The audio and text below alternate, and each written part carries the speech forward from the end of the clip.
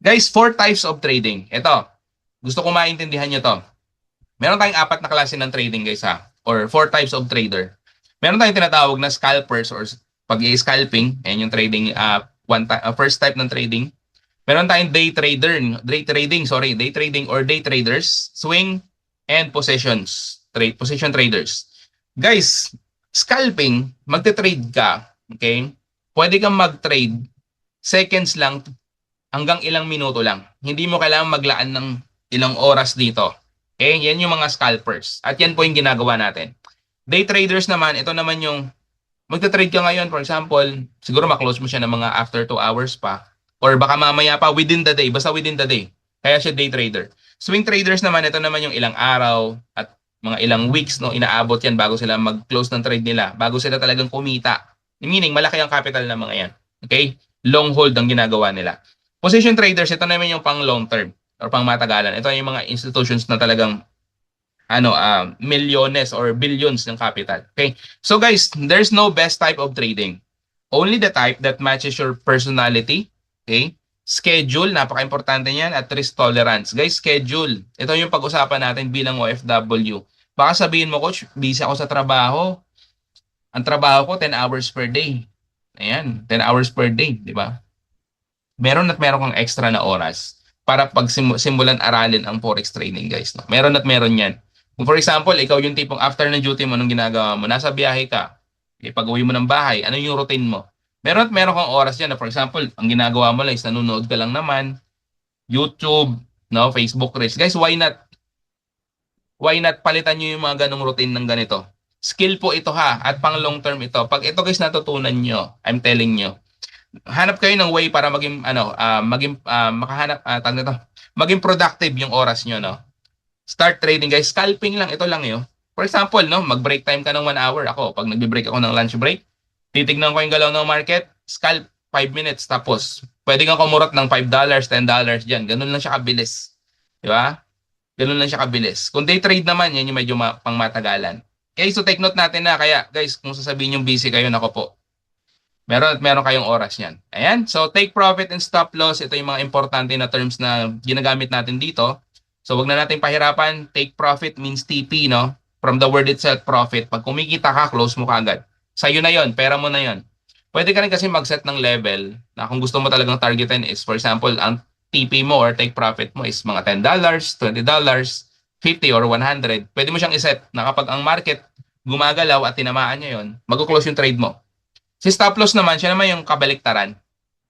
From the word stop loss, no? Parang stop further losses. Now, guys, wala po kasi talagang 100%. Meron at meron kang talo dito. Kaya napaka-importante ng stop loss, okay? Para makontrol mo yung losses mo. Yun lang yun, no? Para makontrol mo yung, for example, okay, nag-take profit ka ng $5. Nag-stop loss ka ng $5, no? Posible kang kumita ng $10, pero pag next mo na trade, baka matalo ka, at least $5, panalo ka pa rin. Risk management, okay? Tinuturo po natin yan. Si stop loss, napaka-importante niyan, guys. Take note lang po natin. Ito pinaka-basic na example ng trading, no? Para mas malinawan pa kayo. For example, $1, no? Ang presyo is 50, for example. And then, naging 61 siya. So, pag kinonvert mo siya, meron kang 11 pesos na profit. Tama? O, pag pinalit mo siya, pag binenta mo siya, tenrade mo siya. Kung meron kang $100, tenrade mo yung $100 mo in a traditional way, binenta mo siya, pinalit mo siya sa mga money changers, meron kang 1,100 pesos na sobra or profit doon, no? Sa'yo na yun, di ba? Parang extra yun. Kumbaga, yung pagpalit kasi ng presyo, from 50 naging 61, kumita ka dyan. Okay? Ang tanong, what if the price goes down? Biglang naging 40 yung presyo ng dolyar, guys, no? Kikita po ba kayo pag kinonvert nyo? Diba? Siyempre hindi. Diba? Hindi mo ipapalit, no? Will you still make money? Of course not. So anong meron sa trading, guys? Coach, anong meron sa trading? Ganito. Meron tayong tinatawag na buy position and sell position dito. Pag sinabi natin buy position, guys, no? We can position our trades na kapag ang presyo is tumataas, kumikita ka diyan if naka-buy position ka. Ngayon, kapag ang presyo is bumababa, kagaya nung nakikita nyo rito na parang pababa, no? Parang may arrow na pababa. Pag ang presyo, guys, if the price goes down, at ikaw naka-sell position, kikita at kikita ka. 'Di ba? Walang ligtas, guys, no? Kaya kung tipong ikaw, for example, nag-invest ka lang sa stocks, Pumupula-pula yan ngayon, lalo na kapag bumabagsak yung presyo ng stocks. Matagal yan. Pero dito, ano man ang mangyari sa market, bumagsak man yan, pwede kang kumita, mag-sell position ka lang. Yan po yung ginagawa natin. At yan ang ginagawa ng mga successful traders sa industry. Kung may makikita kayong talaga mga millionaires na 10 years in the game, no? 5 years, more than 10 years na sila nagtitrade. Mga milyonaryo. Ganyan lang guys, buy position and sell position. Okay, so ayan, proceed tayo. Quick exercise bago tayo mag-proceed. Let me check kung medyo nagigets nyo yung mga in-explain ko. Let me check nga. Please type kung ano sa tingin nyo yung position na nangyari dito. Anong ginawa ni trader dito, guys? Sa tingin nyo, is it a buy or sell position? Patype naman sa chat, guys. Patingin nga. Good morning, Ma'am Marisol. Ayan, si Ma'am Marisol. Kamusta, Ma'am? Let me check nga, guys, kung medyo nagigets nyo yung explanation natin. I hope malinaw, ha? I hope medyo malinaw naman kahit pa paano. Buy position po ba ito or sell? Patingin nga sa chat. Ayan, sabi ni Paul, buy daw. Sir Paul. How about the others? Ano yung ayan, si Ma'am Vicky, buy. Si Ma'am Raquel, buy.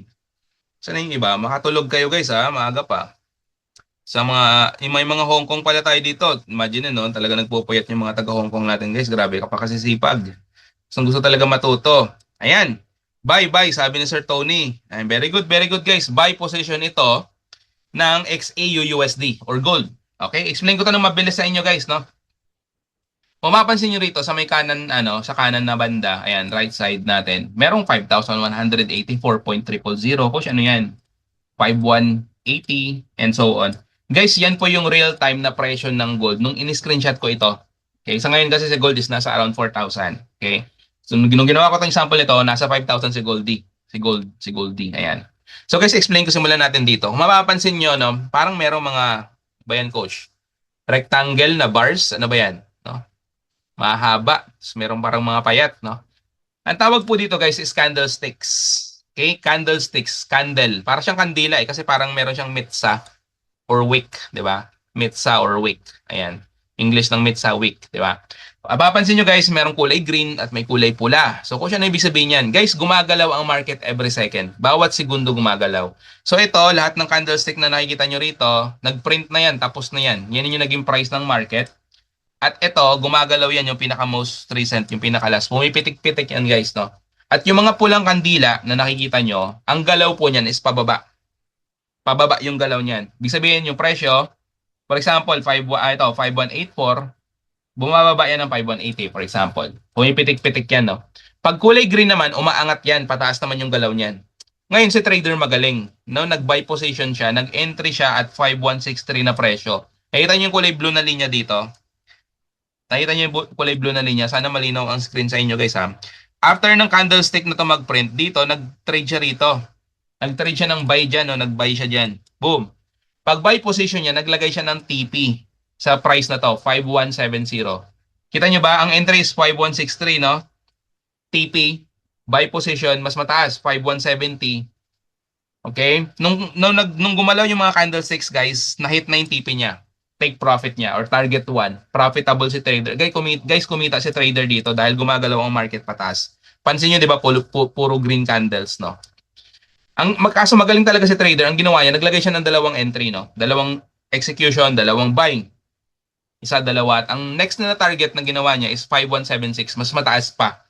Okay, mas mataas pa. So meaning guys, nung tinamaan yung presyo na yan, nakikita niyo tong candlestick na to na mahaba, na green candle. Nung tumama dyan guys, no, paldo si trader, dalawang beses siyang kumita.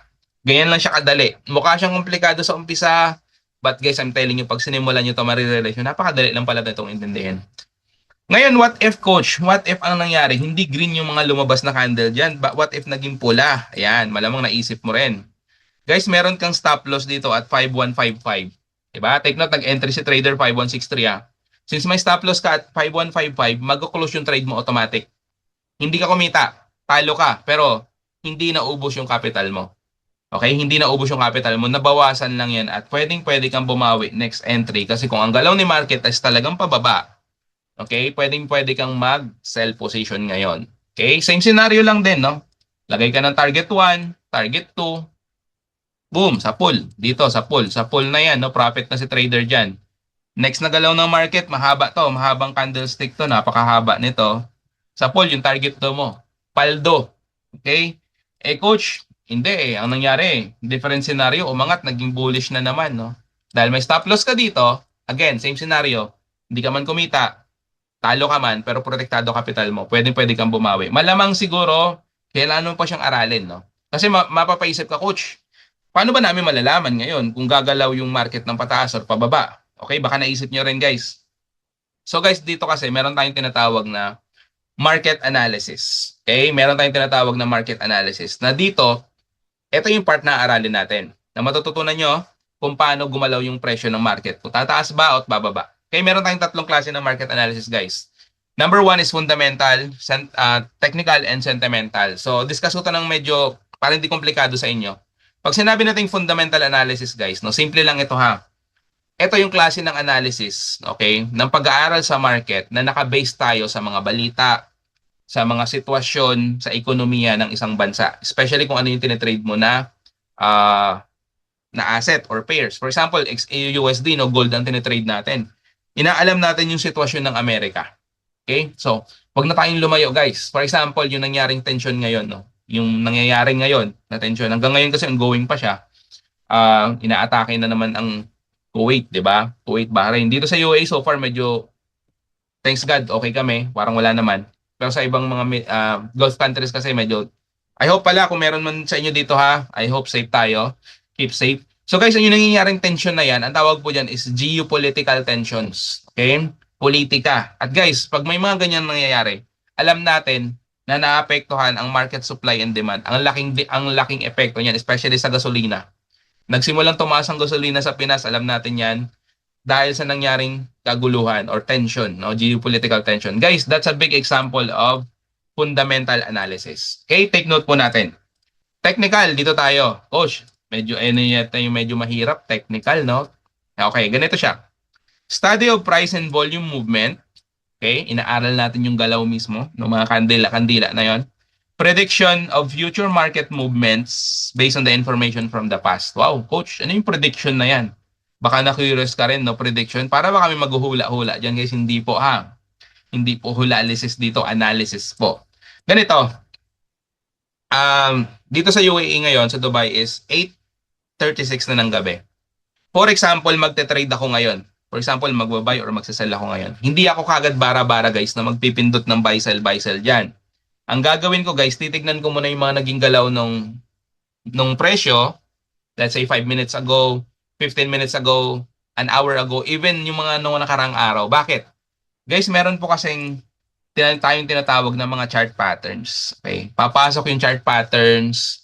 Meron tayong mga ginagamit na technical statistical indicators. So, coach, parang madugo basahin na masakit sa mata. Guys, madali lang po yan, I'm telling you.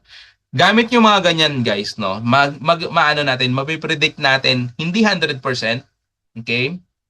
Hindi 100%, pero guys, chances are, sa pool talaga, no? Tama ang prediction, especially kapag alam mo kung paano siya nag-work.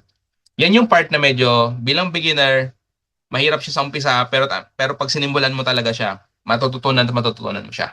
Okay? As long as decidido ka. Sentimental, ano lang to, ito naman yung parang, sino ba yung mas may control? Mga buyers ba or sellers, no? How other traders feel. Ayan. Sentimental analysis po yan. So, isa rin yun sa mga factor na ina-apply natin sa pagte-trade, no? At least may idea tayo. Pinaka-basic example is kapag ka talagang malakas yung galaw ng presyo, pataas, malakas ang mga buyers. Ayan siya. Yun ang pinaka-basic example dyan. Okay? Pag bababa talaga, bumabagsak, okay, sellers ang malakas. Okay? Example ng mga fundamental analysis. Ayan. Meron tayong tinatawag na high impact news. Ayan, high impact news. Anong meron diyan, coach? Meron tayong pinagkukunan na tool or na site dito. Makikita nyo kasi guys yung mga presyo, yung mga for example US dollar. Yung mga pula na folder na yan yung pinofokusan natin. Ang tawag po diyan is high impact news. Yung mga orange kasi mga ano yan mga moderate lang, no. Usually itong mga pula, pagka may mga ganyan kasi guys, no. For example, 4:30 PM, no. Dito sa UAE. Pag may nakita akong pula na ganyan, alam ko na ang galaw ng market sobrang lakas, no. Bilang beginner, we will advise you na wag muna kayong mag-trade 5 minutes before and after nung mismong oras ng high impact news. Inaaral din natin yan. So kami mga advanced trader na ma-maximize namin minsan kumikita kami sa mga ganyan. High impact news or HIN. Ayan. So part yan ng fundamental analysis na matututunan nyo. Ayan. Example ng technical analysis, ganito, no? Ano yan, coach? Ang dami ng mga guhit-guhit dyan, ha? Guys, ayan yung mga candlestick na gumagalaw. Meron tayong pinaka-basic na mga terms na kailangan nyo maintindihan, which is resistance and support. Ano yan, coach? Pag sinabi natin resistance, guys, bilang beginner, baka hindi mo talaga siya maintindihan. Pero eventually, guys, pag sinimulan mo siya, marirealize mo na yung resistance para lang talaga siyang bubong ng mga presyo. Para siyang kisame. Kasi pansin nyo ba, gumagalaw yung mga green candle, tumigil, and next candle, pumula, bumaba, tumigil din dito. Hindi na siya tumuloy-tuloy eh. Support ang tawag dyan. Siya naman yung parang sahig. Umangat ulit, no? Gumagalaw ulit pataas, tumigil na naman dito sa area na to. Hindi siya tumuloy-tuloy pataas, bumalik. Tumigil na naman dito, medyo nag-stop, tumigil, no? Hindi rin siya tumuloy-tuloy pababa. Umangat. Okay. Pansin nyo ba? Nagkakaroon ng chart patterns. Ayan na yung chart patterns, di ba? So pag may mga ganyan guys, pag part yan ng training nyo, natututunan natin yan, magiging sure ka sa mga next entry mo kung saan ka ba ta-timing, saan ba yung pasok ng paano ka kumita. Yun na lang. In short, malalaman mo talaga kung paano ka kumita. Yan ang example ng technical analysis. Okay? Mga forex harmonic patterns, napakarami nito. Falling wedge, symmetrical triangle, grabe. Parang hindi ako familiar sa mga yan, coach, pero may isa ako din ako nakikita, parang familiar, no? Shampoo. Shampoo yan, coach, Head and Shoulders. Yes, pero pattern din po siya sa forex trading, no? Sa charts, no? Mapapansin nyo kasi dito, guys, na invento nila to kasi para siyang gumalaw yung market, tumigil dyan, bumalik, umangat. Yan, no? Nakabuo siya ng pattern na parang meron siyang left and right shoulder. Meron siyang head, no? Isang example sa head and shoulders, guys, ng forex harmonic patterns or chart patterns. Bakit? Kasi pag may mga ganyang pattern, guys, no? Ang mga harmonic patterns po is, ano yan? You can Google, guys, check nyo. Harmonic patterns. Ano yan? 70% success rate, no? Mataas ang success rate. So, meaning kasi dito, alam mo kung saan ka mag-entry, saan ka maglalagay ng target and stop loss, di ba? Ang ano lang is, ang challenge lang is marami ito. Sobrang dami niyan, guys, no? Hundreds ang mga patterns. So, as of now, as one of the coaches, kahit ako pa mismo, hindi ko pa kabisado yan. Okay? Continuous learning tayo kahit pa paano mga ilang pattern alam ko na rin kahit pa paano. Okay? So ikaw bilang beginners, ang tanong, komplikado ba sa'yo to? Complicated ba? Ayan. Type nga sa chat guys, letter C. Let me see. Let me see some participation sa chat. Complicated po ba kung ganitong aaralin mo lahat ito? Type letter C na lang kung complicated. Let me check nga. Gising pa ba kayo? I hope gising kayo guys kasi meron tayong mga good news no sa part 2 ng discussion natin. Complicated sabi ni Ma'am Raquel. Ma'am Raquel trader na yan sa Ma'am Raquel guys no, nag-join lang siya tonight. Ayan. Dapat letter E Ma'am Raquel, easy na lang to kay Ma'am Raquel. Pero kahit pa paano complicated pa rin. Syempre yung mga chart patterns guys, marami yan no. So Sir Tony complicated, si Ma'am Vicky din trader na rin to sa Ma'am Vicky. How about the others? Wow, letter E, si Ma'am Marisol. Ayan, si Ma'am Marisol, trader na rin to. Medyo matagal-tagal na nagtitrade si Ma'am Marisol. So, kahit pa paano, alam niyo na rin to mga chart patterns, no? So, guys, ganito. So, bilang beginner, zero knowledge ka, literal, no? Wala ka pang idea about paano to nag-work. Ang tanong, do you want an easier solution?